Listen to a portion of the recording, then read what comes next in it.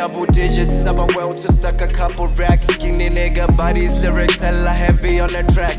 Facts based on the stats, I've been gifted with the raps. They envy me, but really I ain't special, I ain't none of that. They said they were doing it, I went and did it better. The way that I'm flowing potent, showing niggas that I'm wetter.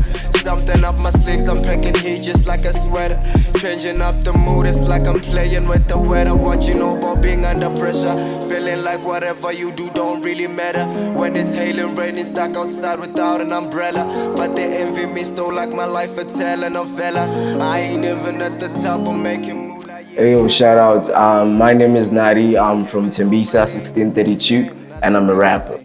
So the type of music that I do is specifically hip hop, but then again sometimes I do tap into different sounds. So sometimes I do a bit of Afro sound, sometimes I do a bit of upbeat sound, which is a bit of mixture of house and techno and stuff. And then sometimes I do a bit of retro sound. So as much as I do hip hop, I also do try and tap into different sounds.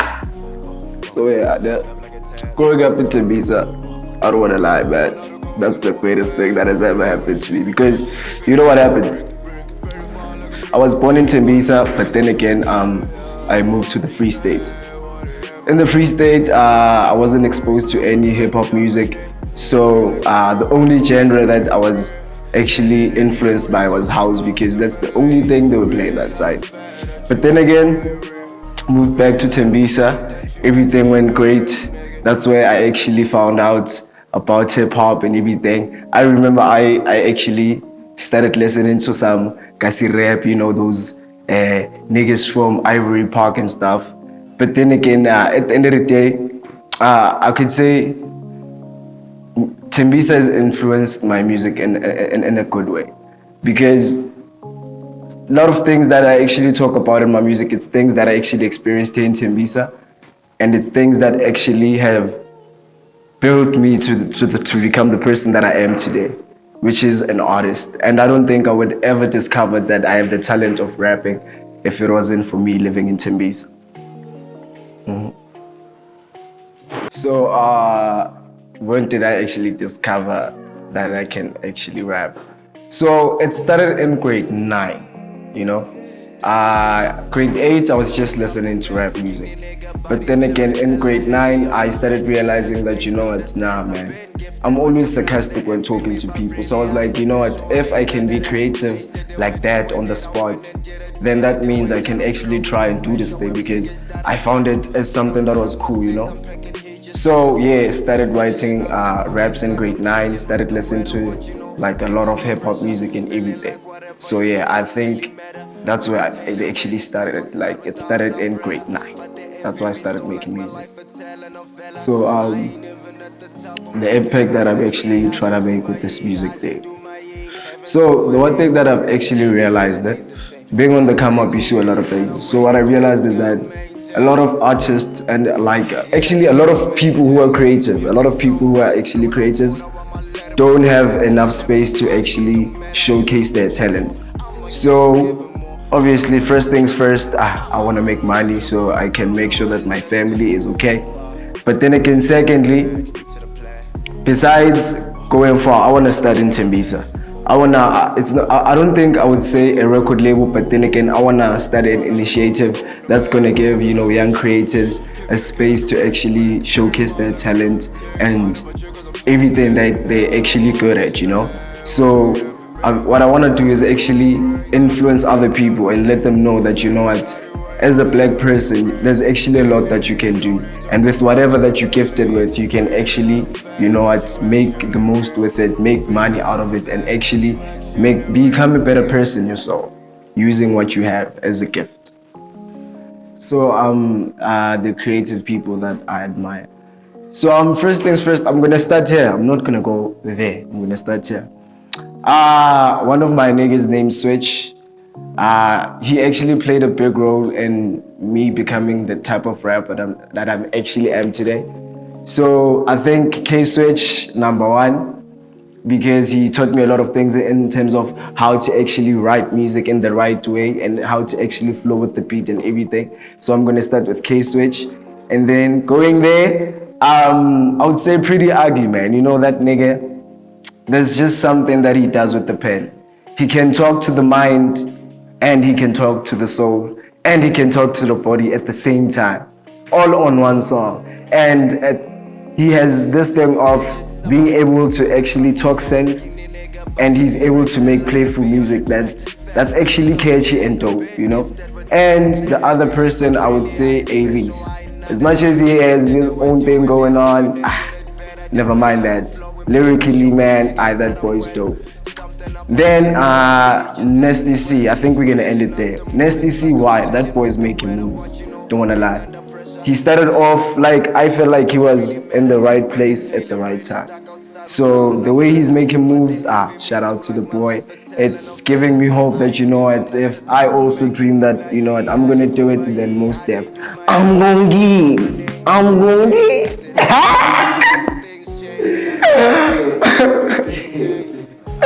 The 5 songs that I think would describe me best.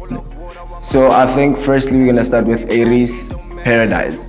So everything that the boy talks about, I feel like I can relate because I feel like somewhere, somehow in my journey, I am going through the same things, but then again in my own way. And then second song, No Permission by Rex Life, Raj and Bas.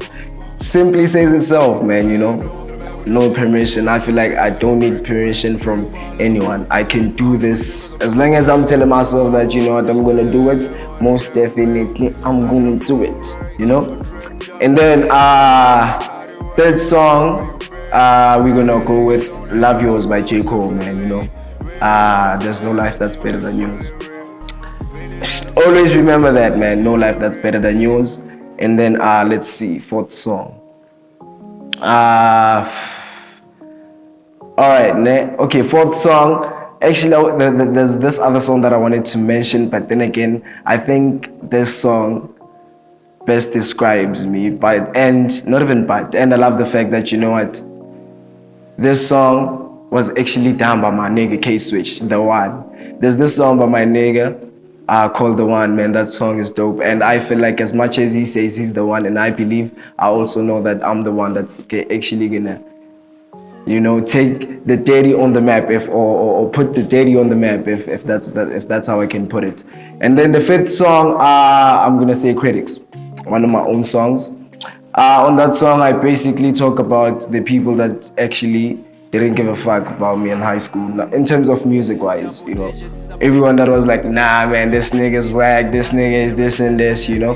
So that song was basically me talking about that. So I think that's the fifth song that actually describes me best. So I think that's that. Five is it. So yeah, what inspired me? Yo, that is too deep, man, nigga. That is too deep. But then again, my mom, dog. Firstly, I'm gonna start with my mom. You know, she's the rock. She's been there, man. She's been through the most. We've been through the most. You know, I'm just gonna leave it there. So, firstly, my mom, and then creative-wise, the people that I hang around with, dog. So, I love to say I don't hang around with rappers because rappers have egos and stuff. But then again, the only rappers that I hang with are my niggas, because why? Those are the only people I feel like play a huge role in how I actually became the person who I am music-wise, you know. When I do something, let's say we're in the studio and we're doing a track, you know. If I do something and I flop, they're not gonna sit there and lie to me and smile and say, nigga, nah, you know. They're gonna be straight up with me and be like, no dog, that shit is trash. So you know what, we record, make sure that thing is proper and do the most, you know. So yeah, I could say those niggas inspired me. And my producer too, bruh, because honestly, I've seen a lot. Like I've met producers who weren't serious about life, bruh. Like niggas who just wanted money, dead pay, but then again, the end product that you get is not like worth the value of the money that you actually took out, you know.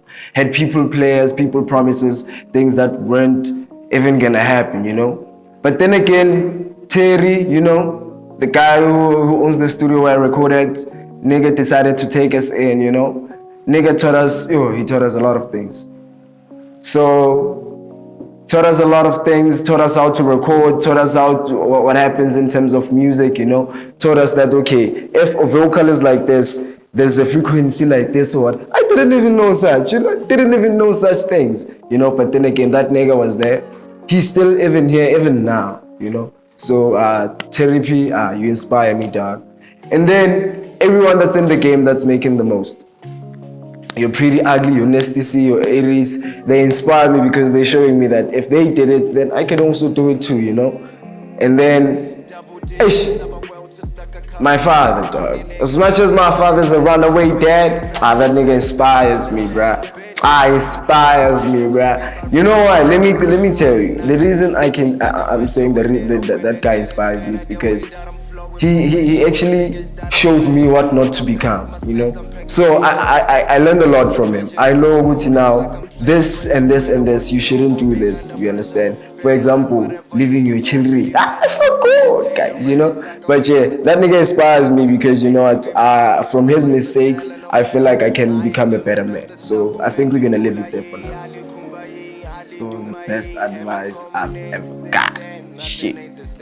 So the best advice I've ever got is good things ain't cheap and cheap things ain't good. And that thing alone for me is broad.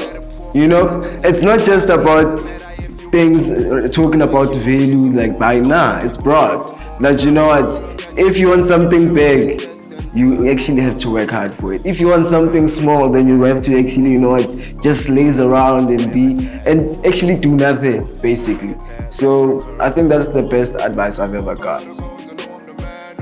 So if I would travel back in time, the advice I would give to my younger self. Alright. I think one thing I would tell my younger self is, hey yo Joe, pay no mind to whatever everyone is saying, because you got this in the bag. That's it. Got this on lock, so pay no mind to whatever they say. That's it. Alright, so what to expect from me? Alright, yesterday I dropped a song titled Envy. So first things first, you can go to AudioMac, check that ish out. I promise you, that's fire.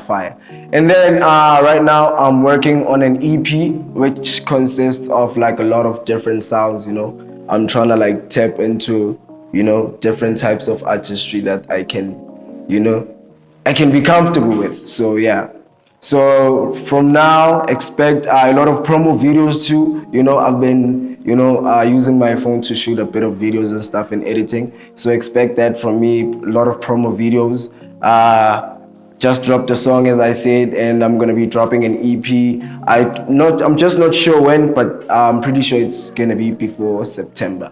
So after that, I'm not certain as to what's gonna happen, but here's the other thing that's happening right now. One of my songs, Critics, has been nominated for Song of the Year for the 012 Awards. So you can actually vote for me to bring this shit home for 20%, So you can vote for me. So each vote costs R3 each. Let's not be cheap, R3 is nothing, So each vote costs R3 each. So when you vote, basically what you just do is type 012 Naardie, which is Naardie. You write Naardie, you remove the T and J, you put the D, Naardie. You SMS that to 35029 and make sure that we bring that issue home. And trust me, if I win that and bring that home, there's a lot that's gonna happen. Y'all are not gonna regret it. Shout out. Hey yo, my name is Naardie from Tembisa 1632. I'm a rapper. Vote for me for Song of the Year. The details are right here below, and this has been my Young Visionary interview.